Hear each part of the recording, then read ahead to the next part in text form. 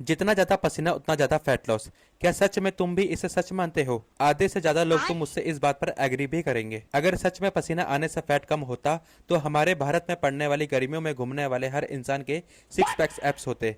लेकिन ऐसा नहीं है मेरे दोस्त, ये बस एक फिटनेस मिथ है। सबसे पहले ये समझो कि पसीना और फैट दो अलग अलग चीजें हैं। कई लोग सोचते हैं कि हमारी बॉडी का फैट पसीना बनकर बाहर निकलता है।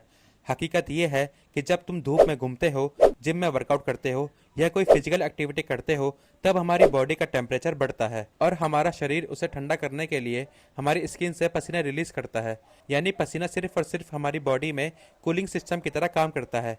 यानी अगर तुम एसी रूम में हैवी वर्कआउट कर रहे हो तो हो सकता है तुम्हें पसीना कम आए।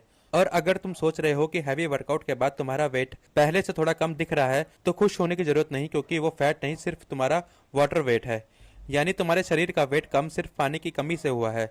जैसे ही पानी पियोगे वेट फिर से बढ़ जाएगा। हालांकि इसका मतलब ये नहीं कि तुम्हारी बॉडी ने कैलोरीज बर्न ही नहीं करी। असल में तुम्हें पसीना कम आए या ज्यादा, इससे फैट लॉस में कोई फर्क नहीं पड़ता। अब असली सवाल, फैट कम होता कैसे है? जवाब है जब तुम कैलोरीज डेफिसिट में जाते हो तब। यानी जितनी कैलोरीज तुम एक दिन में खाते हो उससे ज्यादा तुम्हें बर्न करनी है। और जब ये प्रोसेस रोज होगा तब धीरे धीरे तुम्हारा शरीर उस जमी हुई फैट की लेयर को एनर्जी की तरह यूज करेगा। अगर सच में फैट लॉस करना है तो इन कुछ चीजों पर ध्यान दो। सबसे पहले नंबर पर है एक बैलेंस और हेल्दी डाइट। हेल्दी डाइट सिर्फ हमारा पेट नहीं भरता, हमारी बॉडी को सही न्यूट्रिशन भी देता है। जंक फूड को कम करो और घर का सिंपल और सादा खाना खाओ। प्रोटीन, कार्ब्स और गुड फैट के साथ साथ सीजनल फ्रूट्स और सब्जियों को अपनी डाइट में शामिल करो। जिम में रिजल्ट भी तभी दिखेंगे जब आपकी डाइट एकदम राइट होगी। नेक्स्ट पॉइंट, रोज एक्सरसाइज या वेट ट्रेनिंग।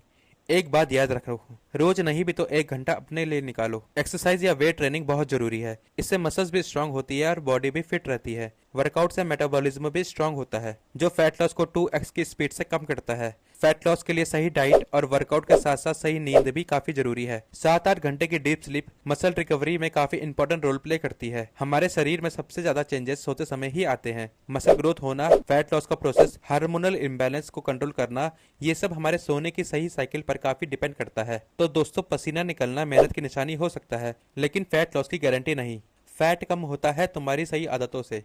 मिलते हैं कल।